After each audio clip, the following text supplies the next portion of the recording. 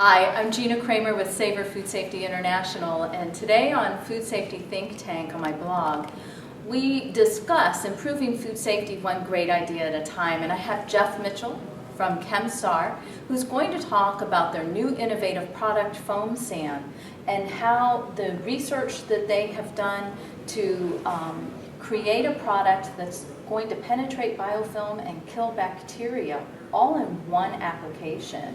So Jeff, can you tell me about the development of this product and Sounds too good to be true, doesn't it? It does. It sounds way too good to be true. Well, there's a lot of science involved in this. What I will say is that you got to look at what we call the cleaning equation. There are 4 variables that go into that. That's concentration, time, temperature of the solution, and agitation.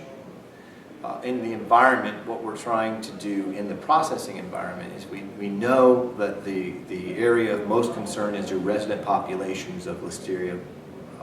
So you want to understand that that's where the risk is greatest. Those resident populations are going to be found within a biofilm. So that's fundamental science about how the organism survives. We then took that fundamental science and then put it into a research project. We call it a challenge study. We worked with the University of Georgia and did a study where we took foam sand, which is a quat surfactant combination, and took the application of that chemical as a foam.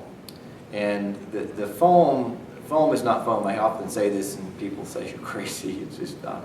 The bubble size is important. The smaller the bubble size, the better surface area you have for contact, and the more stability you have with the foam so it doesn't dissipate as much. So we had that learning, and we took those 2 things together and applied them to a Listeria population that was grown within a biofilm created by both Listeria and Pseudomonas. We chose Pseudomonas as ubiquitous as well. They have a unique ability to attach to surfaces very quickly and exude this biofilm, this extracellular polymeric substance. And so we grew that in both a biofilm grown by Listeria and Pseudomonas, and we treated it with foam sand as a foam with the tiny bubbles, and increased the contact time. And we were able to prove that we got over 4-log reductions of Listeria found within that biofilm. That was very profound. So it was a very good learning for us. So most people in manufacturing settings use a foam as perimeter control. How is foam sand and the research that you did with the University of Georgia different with your foam than the foam that's out there and has been out in the manufacturing environment for quite a while? I get asked that question a lot. The difference is we used a surfactant for a few reasons. One, we wanted to be able to penetrate the biofilm and also suspend the organic material to which the biofilm adheres to, so we can leave the quat free and available to kill the exposed Listeria. The reason that it works better in a perimeter control situation is because of the foam stability.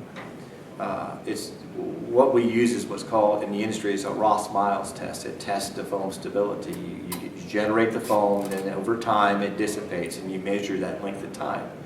Our foam, we were able to get over 5 minutes before it dissipated, and typically, a common foam would dissipate in a couple of minutes. And the reason that was possible is because of the smaller bubbles, but also the high foaming surfactant. So if you can imagine, if you want perimeter control in place, you want to make sure that there is a foam there for your employees to walk through or your forklift to drive through. So that was very important. Okay, so this sounds wonderful for perimeter control, but my wheels are spinning and I'm thinking, can we use foam sand for more than just perimeter control? Can it be used in other places in the manufacturing facility? Absolutely. During your environmental sampling, if you come back with a Listeria positive on a piece of equipment, it's a good corrective action tool. The vertical contact time for that would be increased because of the bubble size. So when you increase that contact time, it gives you better penetration and kill. So absolutely, vertical surfaces being treated on support beams, equipment that has support legs and arms, rollers on conveyor belts. If you found that, it's a good tool in order for you to eliminate that, because you don't know that you don't have biofilm in there. It could be a resident population. It could be what's working out of the piece of equipment during the production of your products. So it sounds like it's great for mitigation. Absolutely. What about for just regular control practices that we need to have in place? Beyond the perimeter control, can I use foam sand every day as a control sanitation product in my facility? Yes, yes you could. One of the things we know about listeria and what I call the path to contamination is it's being introduced into the food preparation environment on a daily basis on people's shoes, trolley wheels, pallets, boxes, and floors and drains are known reservoirs. I mean, that's where it's coming in, think from the knees down.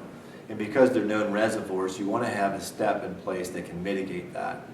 We don't know that all the microflora or listeria on the floor are transient. Some of those could be resident populations in the floor wall junctures, in your drains. So we have tested and validated with some partners using foam sand as a sanitized step. They replaced a normal sanitized step with foam sand, applied it to the floors, wall junctures, and wheels, and where we're able to push listeria back out into different zones, outside of the production area, outside of the high-risk area, and treat the drains at the same time. Okay, so you're telling me I would go through my traditional wash, rinse, and then instead of my liquid sanitizer, I would use the foam sand. Yes, Correct? in some cases it's soil dependent. If you're working in a production facility that's got a lot of food soil or oil that's being placed on the floor, yes, we would recommend that you still wash, you rinse, but you replace the sanitizing step with this product. And one of the reasons is because of the science learnings we had, you use less water in the process when we generate the foam. Some people that don't have a high soil load could actually use the product as the cleaning and sanitizing step. And the way that would happen is that you sweep the floor. Once you sweep the floor, you treat the floor with the foam sand product, and we've validated that as long as you're allowing 10 minutes contact time, we're getting the penetration that we're needing to get to knock that transient microflora down. And then you squeegee it into the drain, and the squeegeeing actually becomes a mechanical agitation to clean the floors. And we've had really good success with it. So what if I'm wash, rinsing, and sanitizing? Am I still going to squeegee it into the drain? So if you're wash, rinsing, and sanitizing, you do not want to squeegee it in the drain. And the reason for that is your soil loads, you're washing and rinsing and sanitizing because of your soil loads on your floor. So you want to let that foam dissipate overnight. Because we don't use a lot of water in that final step of the process, it'll air dry, so you're not squeegeeing moisture pockets during the next day of production. For a system where you don't have a heavy soil load on it, you want to squeegee it because you're using the squeegee method for the actual agitation part. Well, that sounds wonderful. So foam sand uses surfactant, quat.